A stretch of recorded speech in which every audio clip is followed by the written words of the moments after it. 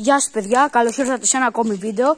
Ήρθα εδώ σε ένα εγκαταλελειμμένο και θα το εξερευνήσουμε όσο μπορούμε. Παρεπιπτόντως είδα κάτι κόκαλα πριν εκεί κάτω.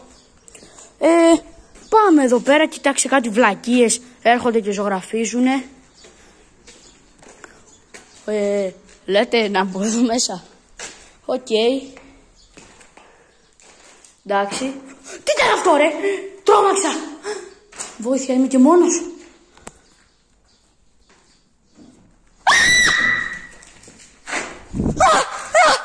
Τι ήταν αυτό. Τα ακούσατε. Βοήθεια, please. Φεύγω. Πού να φύγω.